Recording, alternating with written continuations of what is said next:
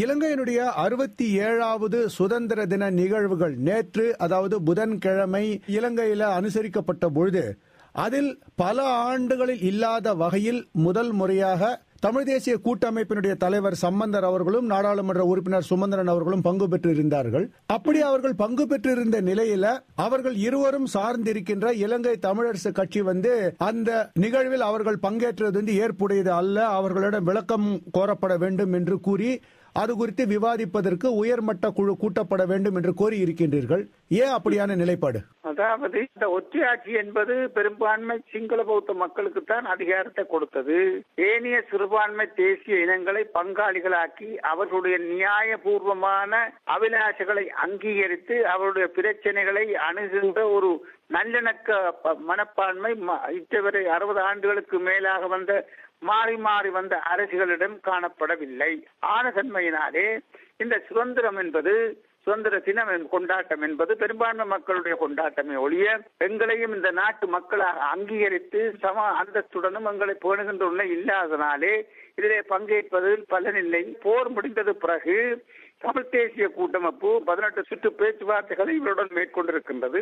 ஆனால் அதில் எந்த ஒரு பலனும் கிடைக்கவில்லை. ஆனபடியால் ஒரு நல்லிணக்கம், நல்ல வாய்ப்பு, கலந்துரையாடல் மூலம் இந்த பிரச்சனைகளை தீர்ப்பதற்கான வாய்ப்பு மெல்ல மெல்ல அருகி கொண்டு வந்திருக்கிறது. இந்த சூழலிலே நமது மக்களுக்கான ஒரு விடிவோ, மக்களுக்கான ஒரு தீர்வோ ஆகியவற்றை முன்வைக்காத இந்த அரசு நிகழ்விலே நாங்கள் பங்கு பெற்றுவது எங்களுடைய கோரிக்கைகளை அவர்கள் ஏற்று செய்ய மாட்டார்கள் என்ற அவநம்பிக்கை இன்னும் ஊட்டுவதாக இருக்கின்றது. தமிழர்களுக்குரிய தீர்வு இந்த 100 நாள் திட்டத்திலோ இவருடைய தேர்தல் விஞ்ஞாபனத்திலோ இல்லை.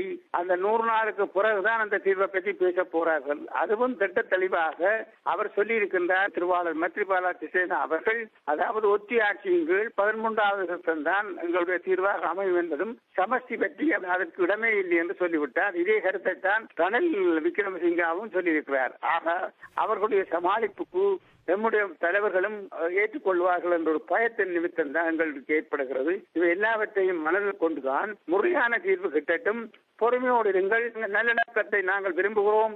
ஆனதும் நல்ல தீர்வு கிட்டினது பிறகு இப்படியான நிகழ்விலே நாங்கள் பங்கு கொள்வது அவசியம். ஒரு நல்ல காட்டுறதுக்காக நாங்கள் போக வேண்டியது அவசரம் இல்லை, அவசியம் இல்லை. இப்ப புதிய ஜனாதிபதி மைத்ரிபால சிறிசேனா அவர்கள் அறிவித்துள்ள 100 நாள் வேலை திட்டத்தின் கீழ் தமிழர்களுக்கான தீர்வு திட்டம் பற்றி ஏதும் பேசாத சூழலில் சம்பந்தர் அவர்களும் சுமந்திரன் அவர்களும் சுதந்திர தின நிகழ்வில் பங்கு பெற்றது ஆட்சேபனைக்குரியது அப்படின்னு தான் இலங்கை தமிழரசு கட்சியினுடைய நிலைப்பாடு. அதனாலதான் எதிர்க்கிறீங்களா? அதாவது இந்த திட்டத்திலே எந்த விதமான தீர்வை பற்றி இவர்கள் சொல்லாதது மட்டுமல்ல, அதாவது அவர்கள் தெளிவாக சொல்லுகிறார்கள் ஒற்றையாட்சியில் 13வது திருத்தம் தான் என்பது. இது ரெண்டும் எந்தவித பலனையும் தமிழர்களுக்கு அளிக்கப் போவதில்லை. ஆனதன்மையினாலே எங்களுக்கு முறையான தீர்வு, சமஷ்டி தீர்வு அதை கொடுப்பதற்கு அவர்கள் தயாராக இல்லாத நிலையிலே இதிலே அவசரப்பட்டு கலப்பது மிகவும் அபத்தம். பொறுத்திருங்கள், எங்களுக்குரிய தீர்வு வரட்டும். வந்தது பிறகு நல்லுணர்வை, நல்ல சமர்ச்சியை அவர்கள் காட்டினால் நாங்கள் இணைந்து செயல்படுவோம் என்பதுதான் எங்களுடைய கருத்தாகும். அதாவது இதுவரை கடைப்பிடித்த அந்த நடைமுறைகளை மாற்றும் பொழுது, புதிய நடைமுறைகளை கடைப்பிடிக்கின்ற பொழுது மத்திய செயற்குழுவினுடைய ஆலோசித்து அதன் அனுமதியுடன் தான் இவர்கள் சென்றிருக்க வேண்டும். அது நடைபெறவில்லை. இவர்கள் தனிப்பட்ட முறையிலே கட்சியை பிரதிபலிக்க முடியாது. இதுதான் நமது ஆட்சேபனை. சரி, ஆனால் நேற்றைக்கு தமிழோசையிடம் பேசிய தமிழ் தேசிய கூட்டமைப்பின் தலைவர் சம்பந்தர் அவர்கள் இது குறித்து தன்னிலை விளக்கம் ஒன்றை அளித்திருக்கின்றார். தமிழ் மக்களின் எதிர்காலம், நாட்டில் நல்லிணக்கம், பல்லின சமூகத்துடனான ஒற்றுமை இவையெல்லாம் மனதில் கொண்டு ஆழமாக சிந்தித்துதான் இந்த முடிவை தான் எடுத்ததாக அவர் கூறுகின்றார். அந்த பதில்ல உங்களுக்கு உடன்பாடு இல்லையா? இல்லை, அந்த பதில் எங்களுக்கு ஒத்து வர மாட்டார். ஏனென்றால் இவர் அவசரப்பட்டு விட்டார். அதாவது நல்லிணக்கம், எதிர்கால சுபூட்சம் இதெல்லாம் நாட்டுக்கு தேவைதான். அந்த சமைச்சை எங்கள் சிறுபான்மை மக்களிடம் வரப்படாது, பெரும்பான்மை மக்கள் மத்தியிலே இருந்துதான் வர வேண்டும்.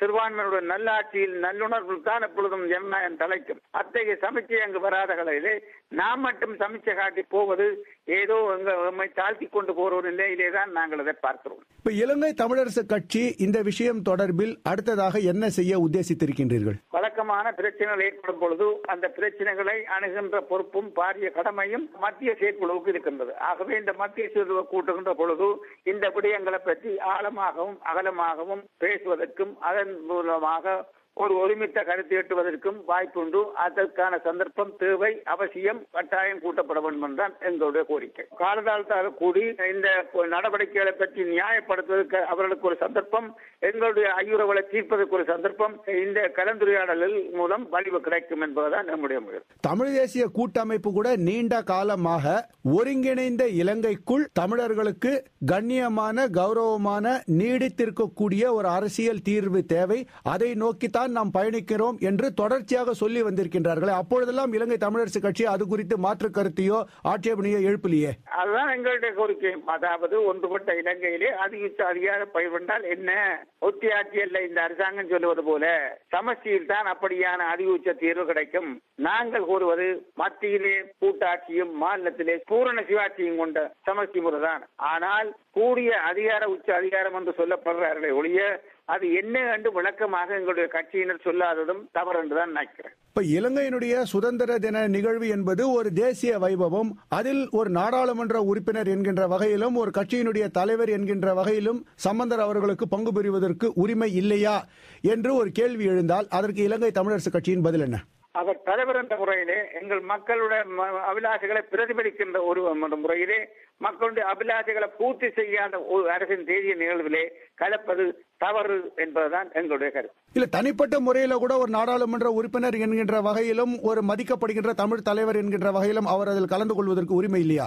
இல்ல, அப்படி எந்த கட்சியிலும் தனிப்பட்ட கருத்தோட போவதில்லை. அப்படின்னா கட்சியில உள்ள கட்டுப்பாடு எல்லாம் குறைந்துவிடும். இவ்வாறு ஒவ்வொருவரும் தனிப்பட்ட முறையில ஏதோ நல்லாட்சிக்காக நடவடிக்கை எடுக்கிறோம் என்று இறங்கினால் இந்த தேசிய கூட்டமைப்பினுடைய பலம் சிதைந்துவிடும்.